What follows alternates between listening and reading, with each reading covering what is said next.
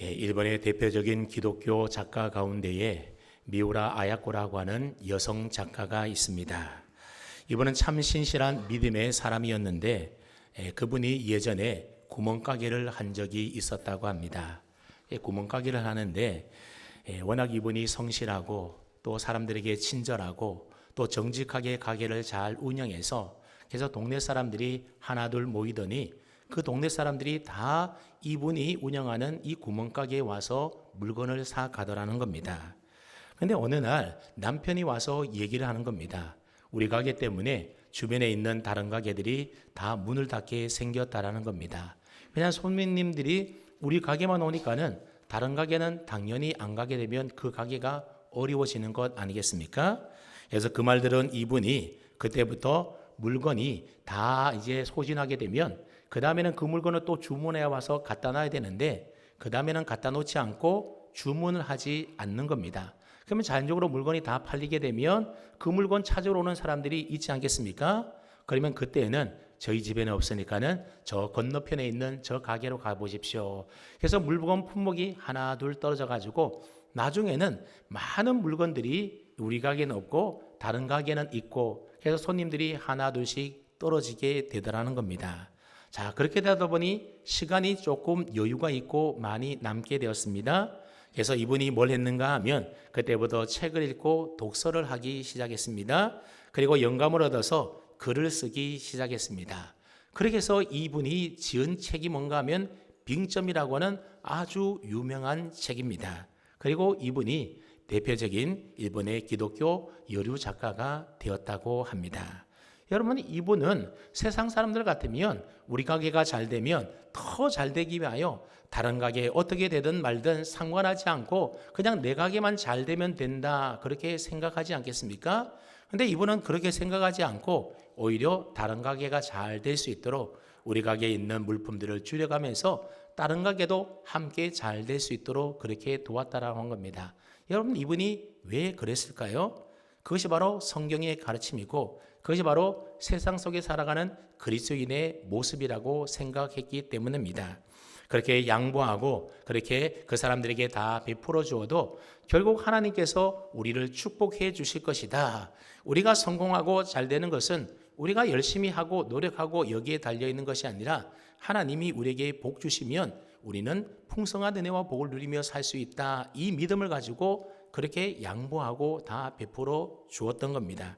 결국 그러한 일들이 이분에게 큰 복이 되어서 결국 유명한 기독교, 일본을 대표하는 기독교 여류 작가가 되었다라고 하는 것이죠.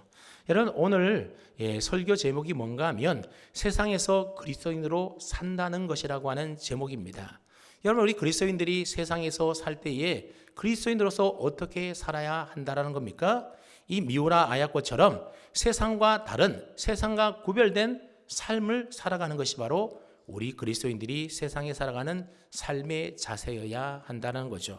그래서 남에게 양보하기도 하고 베풀기도 하고 남을 섬기고 더 낮아지는 모습으로 그렇게 살아갈 때에 세상 사람들이 그런 그리스도인의 모습을 보면서 감동하게 되고 하나님의 살아계심을 증거하게 되고 그렇게 살 때에 하나님께서 영광 받으시는 것 아니겠습니까? 여러분, 우리가 그렇게 산다고 해서 우리가 결코 망하는 게 아니라는 겁니다.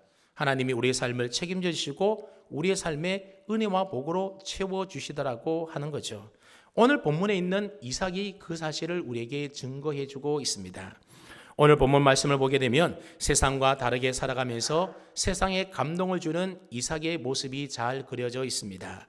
오늘 본문 12절 말씀을 보시게 되면 이삭이 농사를 지었다 말하고 있습니다. 농사를 지면 여러분 추수하고 결실을 맺지 않겠습니까? 근데 이 이삭이 농사를 지어서 얼마를 거두게 되었는가 하면 자그마치 100배의 추수를 거두게 되었다 말하고 있습니다. 여기서 말하고 하는 그 해라고 하는 것은 어떤 때를 말하는 겁니까? 우리가 앞서 살펴보았던 것처럼 가나안 땅에 극심한 흉년이 들었을 바로 그 해를 가리키는 겁니다. 여러분, 농사 지을 때에 흉년이 들게 되면 농사가 잘 되겠습니까? 농사가 어렵겠습니까? 농사가 잘 안 되니 흉년이다 말하는 것 아니겠습니까? 그러니 흉년 때에는 손해 안 보는 것만 해도 큰 다행인데 2배도 아니고 10배도 아니고 자그마치 몇 배라고요? 100배나 거두게 되었으니 그야말로 기적과도 같은 일이 벌어지게 된 겁니다. 더구나 이삭의 주업은 농사가 아니라 주로 소나 양을 치던 목축업이 이 이삭의 주업이었던 겁니다. 그러니까 이전에 농사를 지어본 경험이 없으니 농사를 잘 짓겠습니까? 못 짓겠습니까? 잘 지을 수가 없는 겁니다. 제가 살고 있는 사택 옥상에도 보면 자그마한 텃밭이 있습니다. 그래서 해마다 그 텃밭에다가 고추를 심기도 하고 오이도 심기도 하고 또 토마토도 가지도 심어서 따먹는데, 사실 농사를 지어보니까 이 농사라고 하는 일이 여간 쉬운 일이 아니라 참 어려운 일이라는 것을 깨닫게 되더라고요. 여러분, 농작물마다 키우는 법이 다 따로 있지 않습니까? 오이 같은 경우에는 격가지는 언제 치고, 고주는 방아다리가 있으면 그렇게 어떻게 제거를 하고, 비료와 추비는 또 언제 주는지, 여러분 농사도 배우지 않으면요 농사를 잘 지을 수가 없습니다. 많은 결실들 저절로 거두는 게 아니더라고요. 그래서 귀농한 사람들이 무턱대고 시골로 와서 농사를 짓다가 실패하는 경우들이 얼마나 많이 있습니까? 그런데 이삭은 흉년 때에 먹을 것이 부족해서 그런지 모르지만 어쨌든 한번 농사를 지어봐야겠다 그랬는지 그냥 농사를 지어봤다라는 겁니다. 그런데 일반적인 상식으로 볼 때 농사를 잘 짓겠습니까? 못 짓겠습니까? 기술도 없으니 농사를 잘 지을 리가 없고, 흉년 때니 더더욱 농사를 짓기가 어려운 때인 겁니다. 그럼에도 불구하고 농사를 지었는데 말도 안 되게 100배나 결실을 얻게 되었다라는 거죠. 여러분, 흉년 때니까 곡식이 얼마나 비쌌겠습니까? 값이 올랐겠습니까? 이삭이 그거 팔아서 아마 상당한 이윤을 남겼던 것 같습니다. 그래서 13절을 보니까는 이삭이 창대하고 왕성해서 마침내 큰 부자 거부가 되었다, 그렇게 말씀하고 있습니다. 여러분, 거부가 되니 자연히 양과 소도 때를 이루게 되었고, 집안에서 거리는 종들도 많이 생겨나게 되었습니다. 그야말로 세상 말로, 속된 말로 대박이 난 겁니다. 그렇다면 여러분, 초짜 농부 이삭이 흉년 때에 농사를 지어서 자그마치 100배의 소출을 얻어서 거부가 된 것은 다 누구 때문에 거부가 된 것이겠습니까? 이삭이 농사를 잘 지어서요? 이삭이 막 농사 짓는 기술이 뛰어나서 그랬던 것일까요? 아니면 그때가 아주 풍작이어서 하늘에 비가 내리고 햇볕이 쨍쨍 내리쳐서 곡식이 잘 연글어서 그런 것일까요? 그게 아니라는 겁니다. 오늘 본문 12절에 보면 분명히 이야기하고 있는데 뭐라고 이야기하고 있는가 하면, 여호와께서 복을 주심으로. 누가 복을 주셨다고요? 하나님이 이삭에게 복을 주셨더니 그 흉년 때에 처음 지어보는 농사임에도 불구하고 100배나 결실을 거두는 그야말로 이와 같은 놀라운 기적의 역사가 일어났다라고 하는 겁니다. 그렇습니다. 이삭이 농사를 잘 지어서가 아니라 하나님이 이삭에게 복을 주었더니, 은혜를 베풀어 주었더니 이와 같은 놀라운 결과가 일어났던 것입니다. 자, 그렇다면 하나님께서는 왜 이삭에게 흉년 때에 이러한 복을 내리셨던 것일까요? 처음 지어보는 농사였는데 왜 그렇게 농사가 잘 되도록 하나님이 이와 같은 복을 이삭에게 허락하셨던 것일까요? 여러분, 내가 지난주에 살펴본 것처럼 이삭은 하나님을 온전히 신뢰하지 못해서, 그래서 자기 아내를 뭐라고 속였습니까? 누이라고 속이지 않았습니까? 그러다가 결국 불신자였던 아비멜렉에게 들켜서 아비멜렉으로 하여금 책망을 듣고 큰 부끄러움을 당하게 된 것, 우리가 지난주에 살펴보았습니다. 그런데 하나님은 그런 이삭에게 혼을 내기는커녕 예상 밖으로 그런 이삭에게 큰 복을 내려주시다라는 겁니다. 왜 그랬던 것일까요? 12절 말씀해 보면 이삭이 그 땅에서 농사 지었기 때문이다, 그렇게 밝히고 있습니다. 그렇다면 그 땅은 어느 땅을 말하는 것이겠습니까? 하나님께서 애굽에 내려가지 말고 내가 지시한 땅에 거주하라고 하셨던, 그래서 하나님의 말씀에 순종하여 지금 머물러 살고 있는 그 땅, 즉 블레셋의 그랄 땅을 가리키는 겁니다. 비록 이삭은 그 그랄 땅에서 자기 목숨 하나 살고자 남에게 거짓말하며 속이며 살고 있었지만, 그래도 하나님은 애굽에 내려가지 말라고 하신 그 말씀에 순종해서 애굽으로 내려가지 않고 지금 그 땅에 남아서 거주하고 있는 이 이삭에게 복을 주셨다라고 하는 사실입니다. 왜냐하면 이삭으로 하여금 하나님은 순종하는 자에게 복과 은혜를 풍성하게 베풀어 주시는 하나님이라는 사실을 이삭으로 하여금 믿고 확신하고 경험하도록 해주기 위해서 그렇게 했습니다. 여러분, 인간적인 생각으로 볼 때는 큰 흉년 때에 애굽으로 내려가지 않고 내려가지 않고 하나님 말씀대로 여전히 흉년이 들었던 그 기근의 땅에 살게 되면 어떻게 되는 것이겠습니까? 인간적으로 생각 보면 여기에 몸을 살면 우리가 굶어 죽을 수도 있겠다, 그런 생각 들지 않겠습니까? 하나님의 말씀대로 순종하면 큰일 날 것 같아서 순종하기가 상당히 어려워지는 겁니다. 그래서 많은 사람들이 이런 상황을 만나게 되면 하나님의 말씀대로 순종하기보다는 내 생각대로 상식선에서 먹을 것이 풍족한 애굽 땅으로 내려가는 것이 일반적인 생각이라는 겁니다. 그러나 하나님의 은혜와 복은 언제 임한다라는 겁니까? 내 생각, 내 의지, 내 고집과 내 계획을 하나님 앞에 다 꺾고 포기하고 그 하나님의 말씀에 순종할 때에 하나님의 은혜와 복이 임하다라고 하는 겁니다.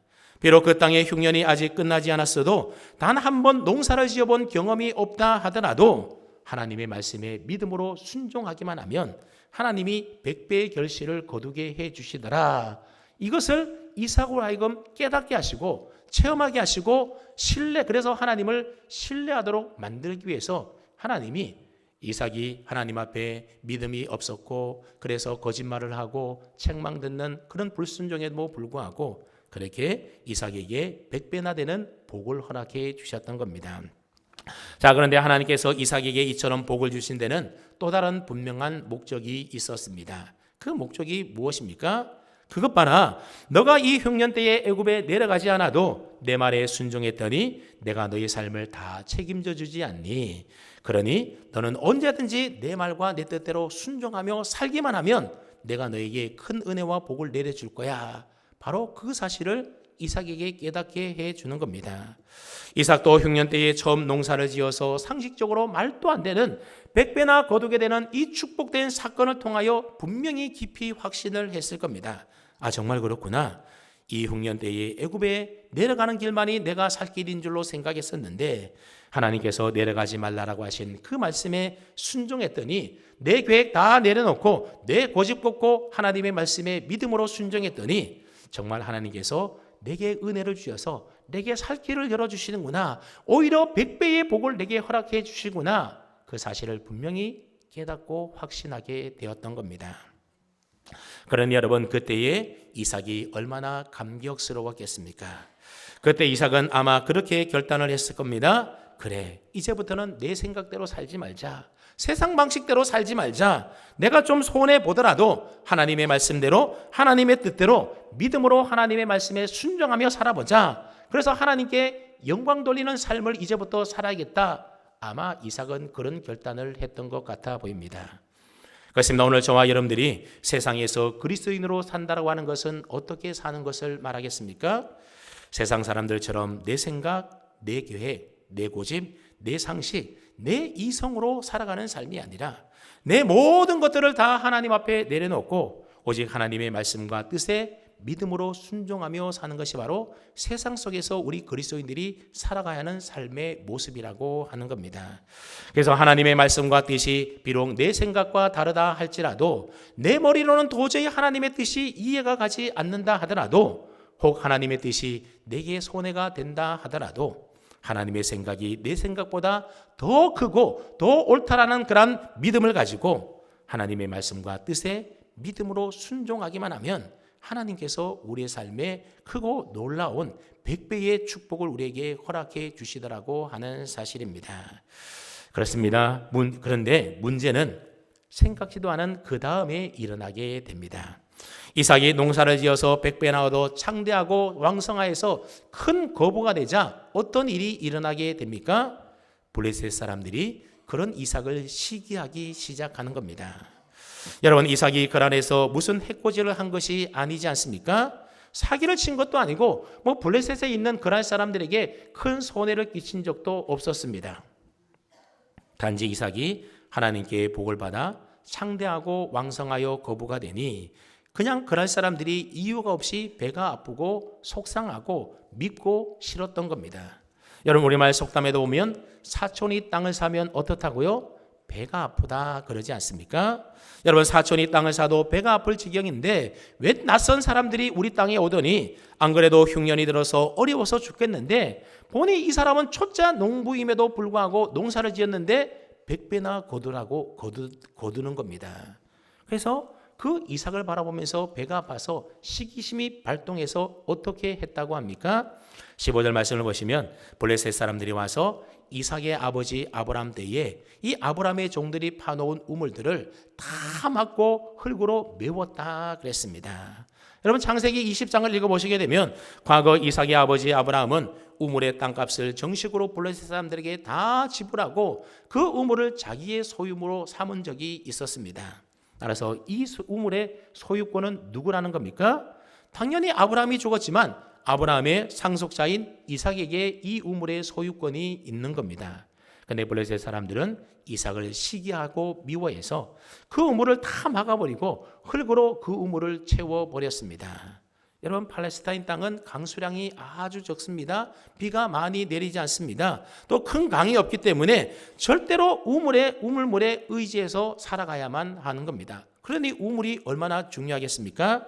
사람뿐만 아니라 농사와 목축을 위해서는 반드시 필요한 생명과도 같은 것이 바로 이 우물물인데 그 우물물을 블레셋 사람들이 다 막아버리고 흙으로 메워버렸다라고 하는 겁니다. 여러분, 이러한 행위는 상대방의 재산권을 침해하는 정도가 아니라 상대방의 생명을 위협하는 행동이지 않습니까? 여러분, 세상 사람들은요, 남이 잘 되는 것 보면요, 잘한다고 축하해주고 좋아해주기보다는 오히려 이처럼 시기하고 위협하고 빼앗아서 쫓아내기 일수라고 하는 겁니다. 그래서 16절에 보면 얼마 전까지만 하더라도 이삭에게 상당히 호의를 베풀었던 아비멜렉도 이삭에게 뭐라고 얘기합니까? 너가 우리보다 크고 강성한 즉 우리를 떠나라. 우리를 떠나라고 하는 겁니다. 이 땅에 살지 말고 이제는 여기 떠나라고 하는 겁니다. 여러분, 이삭은 아무런 잘못을 행한 일도 없는데 그들에게 피해를 준 적도 없는데 너가 그냥 단순히 우리보다 잘 되는 것 같으니 그냥 여기서 떠나라는 겁니다. 다른 곳에 살라라는 거죠. 그러니 이삭의 입장에서는 굉장히 억울한 일 아니겠습니까?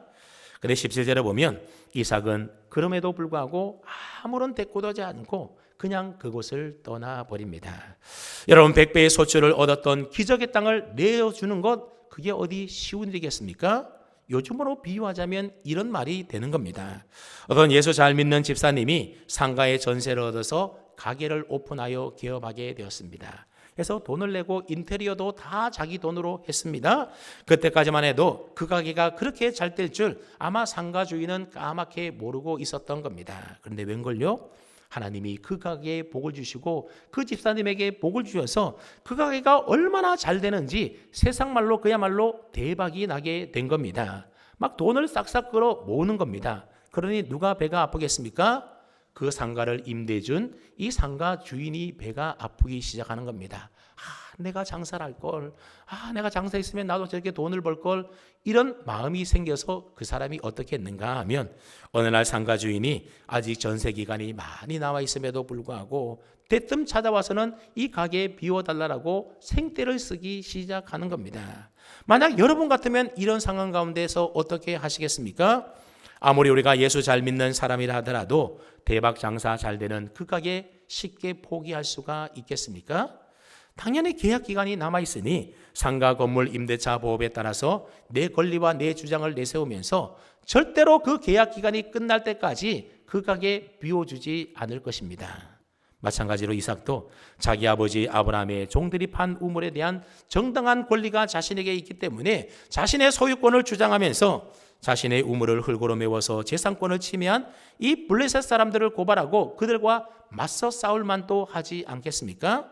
충분히 그럴 만한 힘이 이삭에게 있었다라고 하는 겁니다. 그런데 이삭은 자신의 모든 권리를 주장하기보다는 오히려 포기하고 내려놓고 어디로 가는가 하면 그랄 골짜기로 가서 그곳에 장막을 치고 그곳에 거류했다 말하고 있습니다. 여러분, 내가 농사를 짓거나 목축을 하려면 골짜기로 가야 하는 것이 아니라 넓은 평지로 가야 하는 것 아니겠습니까? 그런데 이삭이 그랄 골짜기로 갔다고 하는 것은 농사하거나 목축하기에 어려운 그러한 척박한 땅으로 갔다, 그런 의미의 말입니다. 그렇게 이삭은 살기 좋은 땅을 다 양보해버리고 또 남들이 살기 어려운 그 척박한 땅에 가서 고려하며 살게 되었습니다. 여러분, 여기서 우리는 한 가지를 좀 생각해 봐야 하지 않겠습니까? 조금 전까지만 하더라도 이삭이 순종하자 100배의 복을 주셨던 하나님이지 않습니까? 이왕 복을 주셨다라고 한다면 블레셋 사람들의 그 심술과 시기도 하나님이 좀 다 막아주셔서 흉년이 끝날 때까지만 하더라도 그곳에서 복을 누리며 살게 해 주신다면 얼마나 좋은 일이겠습니까? 근데 복을 주실 때는 언제고, 이제는 하나님이 주신 그 복 때문에 이삭이 그 땅에서 쫓겨나 살게 되었다라는 겁니다. 여러분, 하나님은 왜 그렇게 하셨을까요?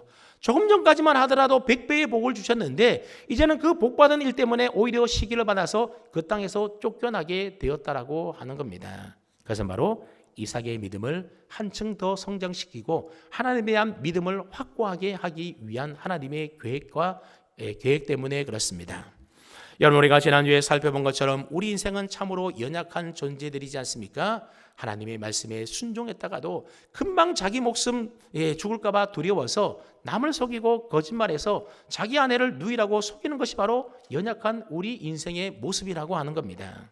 그냥 그대로 내버려두면 하나님이 주신 100배의 복에 집착해서 그 하나님 복을 베풀어 주신 하나님에게 집중하기보다는 이삭이 뭐에게 집중하며 살아갈까요?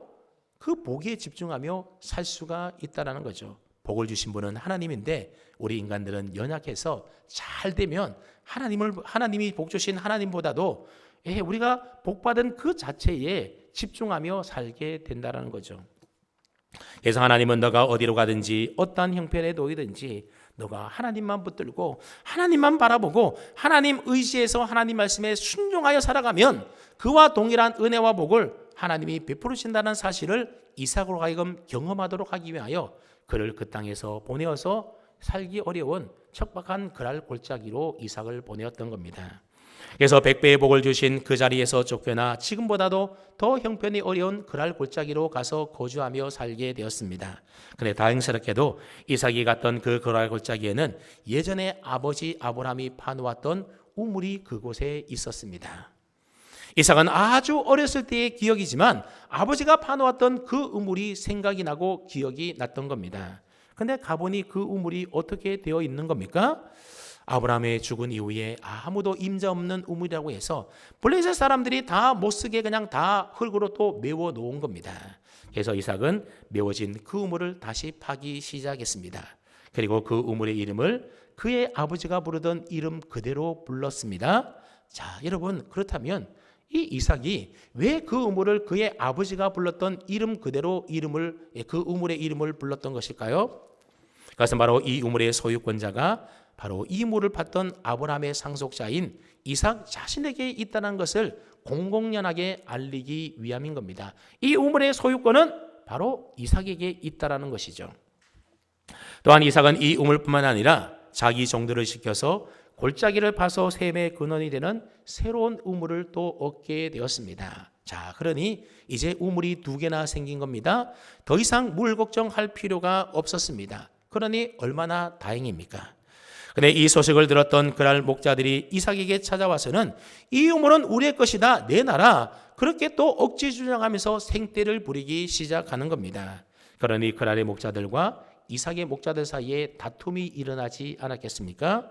그래서 이삭은 그 우물의 이름을 뭐라고 말하는가 하면 다툼이라는 뜻을 가지고 있는 에색이다, 그렇게 이름을 불렀다라는 겁니다.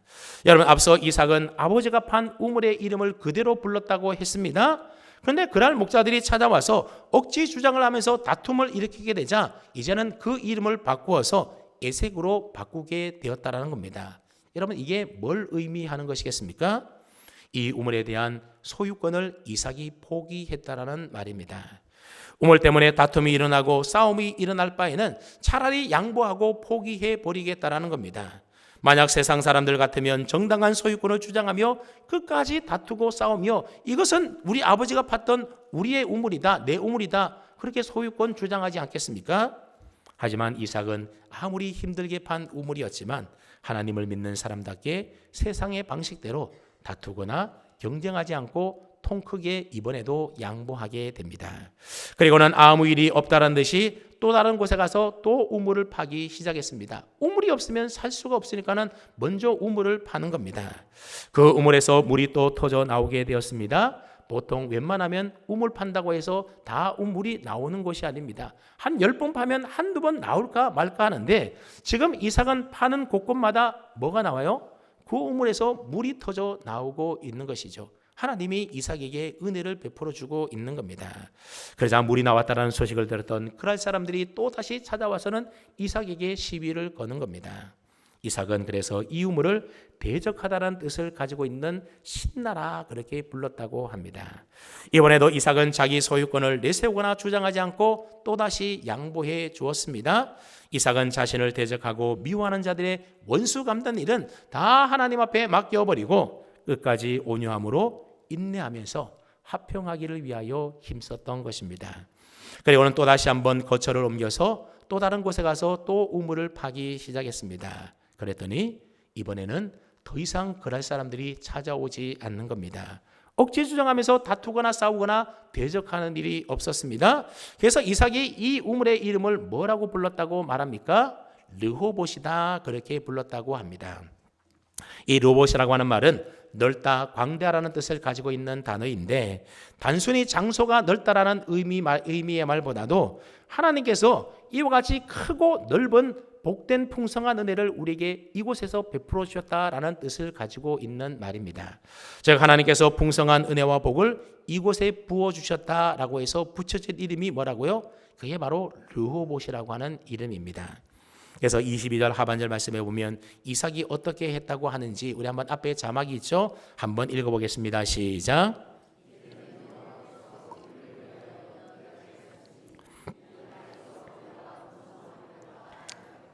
아멘. 이제는 하나님께서 다툼도 싸움도 대적이 없는 이 크고 넓고 풍성한 은혜의 복을 우리에게 주셨다. 그래서 이 땅에서 우리로 하여금 번성하게 해 주셨다 하면서 이삭은 하나님께 그곳에서 감사하며 찬양했다라고 하는 겁니다. 그 다음에 여러분, 이삭은 왜 세상의 방식으로 사람들과 다투거나 싸우거나 대적하지 아니하고 이처럼 계속해서 양보하고 줘주고 화평을 추구하며 살았던 것일까요? 이삭은 앞서 흉년 때에 농사를 지어서 백배나 소초를 거두는 그 하나님의 은혜와 축복을 경험한 바 있지 않습니까?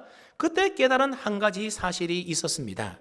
앞서도 얘기했지만 아무리 큰 흉년이 든다 하더라도 아무리 처음 지어보는 농사 일이라 하더라도 하나님께 순종했더니 하나님께서 그에게 복을 주시고 그래서 백배나 소출을 얻게 되는 그런 축복을 누리게 되더라고 하는 겁니다. 그냥 날 기후가 좋아서 아니면 농사 기술이 좋아서 얻은 것이 아니라 하나님이 은혜와 복을 주시면 그 모든 악조건 속에서도 이와 같은 복을 누리게 된다는 것을 이삭이 깨달아 알게 되었던 겁니다. 비록 내가 쫓겨나서 그랄 골짜기에 가더라도 우물물이 다 메워져 있다 하더라도 그러나 하나님의 말씀에 순종하여 살면 그래서 그랄 사람들처럼 다투거나 싸우거나 대적하지 않고 오래 참고 양보하고 화평을 구하며 살게 되면 반드시 하나님께서 내 삶을 책임져 주시고 그래서 하나님의 풍성한 은혜의 삶의 현장으로 나를 인도해 주실 것이라고 하는 그 믿음이 이삭에게 생겨나게 되었던 겁니다. 그래서 이삭은 어떤 곳에 가더라도 하나님이 내게 복 주심으로 우물물이 터져서 나올 줄로 믿었기 때문에 그는 우물이 빼앗기더라도 다투거나 대적하거나 싸우지 않고 기꺼이 그 우물을 다 양보해 주었던 겁니다. 또다시 파면 되지. 하나님이 은혜와 복을 주실 거야. 하나님 말씀대로 순종하여 살면 하나님이 내 삶을 책임져 주실 거야. 이 믿음이 이 이삭에게 있었다는 겁니다. 여러분, 예수 믿는 우리 그리스도인들이 이 세상에 살아갈 때에 세상의 방식처럼 다른 사람들과 경쟁해서 다투며 싸우며 살아가는 것이 아니라 이삭처럼 이렇게 믿음으로 살아가려면 어떤 마음과 어떤 자세로 살아가야 되겠습니까? 파이 멘탈리티에서 벗어나는 삶을 살아야 한다는 겁니다. 이 파이 멘탈리티라는 것이 무슨 말인가 하면 피자를 먹는 사람들이 많으면 많을수록 자신에게 돌아오는 몫이 줄어든다라고 생각하는 사고 방식이 바로 파이 멘탈리티입니다. 여러분, 피자 한 판이 8조각인데 4사람이 먹으면 한 사람이 몇 조각 먹겠습니까? 2조각씩 먹을 수가 있습니다. 근데 4사람이 아니라 5명이 먹게 되면 어떻게 됩니까? 그 5명 가운데 3사람은 2조각 먹는데 2사람은 1조각밖에 먹지 못하는 겁니다. 그러다 보니 어떡하겠습니까? 서로 두 조각 먹기 위해서 경쟁하고 싸우고 다투게 된다는 거죠. 직장에서 나와 경쟁 관계에 있는 저 사람이 승진하게 되면 내가 탈락하는 것 아니겠습니까? 그러니 어떡합니까? 어떻게 해서든지 저 사람 시기에서 저 사람을 모함하든지 어떻게 해서든지 끌어내려야만 내가 승진하게 되는 거죠. 가게도 저 가게가 잘 되면 내 가게가 망한다라는 생각을 하게 되는 겁니다. 심지어 교회도 이웃 교회가 잘 되면 우리 교회가 잘 안 된다, 그런 생각을 하기가 쉽다라는 거죠. 그래서 경쟁하게 되고 다투게 되고 싸우게 되고 대적하게 된다라는 거죠. 마치 그랄 사람들처럼 말입니다. 여러분, 이런 폐쇄적인 사고방식을 가리켜서 파이 멘탈리티다 그럽니다. 자원은 한정되어 있는데 경쟁자가 많다라고 생각하다 보니 다투고 싸우고 분쟁하게 되는 것입니다. 하지만 예수 믿는 우리 그리스도인들은 이런 폐쇄적인 세계관, 파이 멘탈리티에서 벗어나야 하는 겁니다. 왜냐하면 우리가 믿는 하나님은 단지 한정된 자원 속에서 우리에게 은혜를 주시는 분이 아니라 크고 놀라운 풍성한 은혜를 우리에게 베풀어 주시는 그런 하나님이십니다. 그래서 구하는 자에게 풍성한 은혜와 복으로 채워주시겠다고 약속하신 신실하신 하나님이기 때문에 그 하나님을 믿는다라고 한다면 이런 폐쇄적인 사고방식에서 벗어나야 하는 겁니다. 큰 흉년 중에도 처음 농사 지어보는 이 초보 농부되는 이삭에게 100배나 거두게 하셨던 풍성하신 하나님이 나의 아버지 되심을 우리가 믿는다라고 한다면 우리는 어떻게 살아야 하겠습니까? 구차하게 남보다 피자 한 조각 더 먹기 위하여 남들과 피 터지게 경쟁하며 다투며 싸우지 말고 우리의 삶을 르호봇되게 풍성하게 채워주시는 그 하나님께 구하기만 하면 피자 한 조각이 아니라 한 판, 두 판 그 이상도 우리에게 주실 수 있는 분이 누구라고요? 그게 바로 우리 하나님이지 않습니까? 이삭이 그걸 경험했던 겁니다. 흉년 가운데도 다른 사람들 농사 다 망함에도 불구하고 처음 지어는 농사임에도 불구하고 하나님이 은혜와 복을 주시니까는 100배나 거두어서 큰 거부가 되게 해 주시더라고 하는 겁니다. 그렇습니다. 우리 믿음의 성도는 세상 사람들처럼 육체의 소욕을 따라 다른 사람과 경쟁해서 우리가 살아가는 존재가 아니라 하나님의 말씀과 약속을 붙들고 그 은혜로 살아가는 자들인 겁니다. 말씀에 순종하여 먼저 베풀고 양보하고 내가 손해본다 하더라도 하나님께서는 르호봇의 은혜로 우리를 충분히 채워주시다라고 하는 이 믿음의 확신을 가질 때에 우리는 감동 있는 삶으로 그렇게 이 세상에 하나님의 영광을 드러내며 살 수 있는 것 아니겠습니까? 이삭에게는 바로 이 믿음이 있었기에 자기의 소유권을 충분히 주장할 수 있었음에도 불구하고 그러나 다투거나 싸우지 않고 다 양보하고 그렇게 나누어 줬던 겁니다. 그랬더니 처음에는 그랄 사람들이 이삭을 시기하여 우물도 메워버리고 그곳에서 살지 못하도록 이삭을 막 쫓아내 보내지 않습니까? 또 이삭이 그랄 골짜기 가서 우물을 봤더니 물이 터져 나왔다라는 소식을 듣고서는 또 찾아와서는 억지 주장을 보면서 이 우물 우리 것이다 그렇게 다투며 싸우며 막 대적을 했다라는 것이죠. 그런데 이삭이 르호봇 우물을 팠을 때는 그들이 더 이상 찾아오지 않았다 말하고 있습니다. 그들이 이번에는 왜 찾아오지 않았던 것일까요? 추측해 보건대 파이 멘탈리티에서 빠져 오로지 빼앗고 경쟁하며 다투며 살아가는 자신들과는 전혀 다르게 살아가는 이 이삭의 행동에 아마 그들이 감동을 받은 것이 아닐까 그렇게 추측을 해 봅니다. 만약 자신들이 이삭의 입장이었다라고 한다면 충분히 자신의 소유권을 내세우며 자신의 권리를 앞세워서 틀림없이 대적하고 우리와 싸웠을 것인데 이삭은 이런 방법도 없이 그냥 다 내어주고 다 양보해 주더라는 겁니다. 처음에는 의아했는데 처음에는 시기심에서 그랬는데 점점 그들이 이삭의 그러한 행동을 통하여 마음에 감동을 받고 그래서 그 다음에는 그런 일을 그만둔 것이 아닐까 생각이 되어집니다. 우리가 다음 주에 살펴보겠지만 그랄 왕 아비멜렉도 그런 이삭에게 찾아와서는 뭐라고 얘기하는가 하면 여호와께서 너와 함께 계심을 우리가 분명히 보았다 그러면서 하나님의 이름을 높여드리며 하나님의 영광을 드러내더라고 하는 겁니다. 이처럼 이삭이 세상 사람들과 다르게 하나님의 말씀대로 믿음으로 살았더니 양보하며 평화를 추구하며 화평을 추구하며 살았더니 그 땅 사람들이 감동하여 먼저 이삭에게 찾아와서 평화의 조약을 맺자고 그렇게 자신들이 숙이고 들어오지 않습니까? 만약 이삭이 자기가 판 우물을 끝까지 지키기 위하여 자기의 소유권을 내세우고 세상 사람들과 똑같은 방식으로 그들과 싸우고 다투고 대적했다라면 어쩌면 우물은 지켰는지도 모르겠습니다. 하지만 하나님이 함께 하시는 더 크고 놀라운 은혜는 경험하지 못했을 것입니다. 또 그랬더라면 다른 사람들에게 하나님을 믿는 사람들의 아름다운 삶의 모습을 보여주지 못했을 겁니다. 그런데 이삭은 믿음 안에서 세상 사람들과 다르게 살아가는 우리 믿음의 사람들의 삶의 모습을 통하여 세상 사람들에게 감동을 주므로 하나님께 영광을 돌릴 수가 있었다라고 하는 겁니다.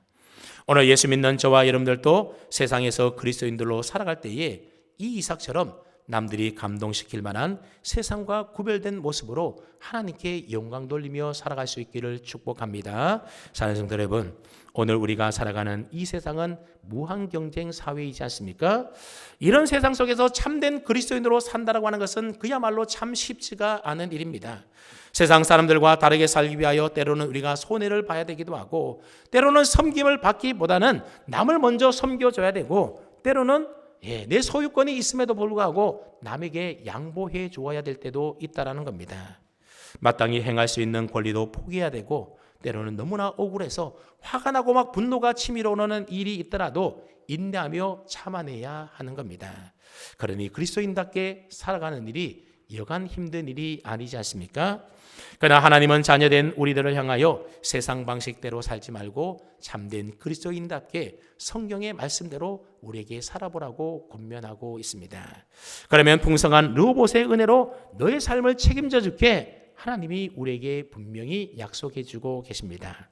여러분, 세상의 것 내가 움켜쥐려고 한다고 해서 내 것이 되던가요? 여러분, 내가 지키려고 한다고 해서 지켜지는 것이 아니고요, 내가 얻으려고 해서 얻어지는 것이 아니다라는 겁니다. 하나님이 주셔야 내 것이 되는 것이고, 하나님이 지켜주셔야 지켜지는 것이고, 하나님이 은혜 주셔야 르호봇의 우물물이 터져나오게 되는 것 아니겠습니까? 그러므로 믿음 없는 세상 사람들처럼 한정적인 자원을 가지고 애색이나 신나 우물을 서로 차지하려고 경쟁하며 다투며 싸우며 대적하며 살지 마시고, 하나님이 부어주시는 르호봇의 풍성한 은혜와 복을 받아 누리며 살 수 있기를 축복합니다. 신실하신 하나님 향한 믿음을 가지고 세상 사람들과 구별되게 우리가 살아갈 때에, 정말로 예수 믿는 사람들은 뭔가 달라도 다르구나, 정말 하나님은 살아계시는가 보구나 하면서 세상 사람들을 향하여 감동을 줌으로써 하나님께 영광 돌리는 삶을 우리가 살아갈 수가 있는 것입니다. 바라기는 저와 여러분 모두가 세상과 구별된 착한 행실을 통하여 하나님께 영광 돌리며 살아갈 수 있는 참된 그리스도인들로 세상에서 승리하며 살아갈 수 있는 은혜가 있기를 주님의 이름으로 축원합니다. 아멘.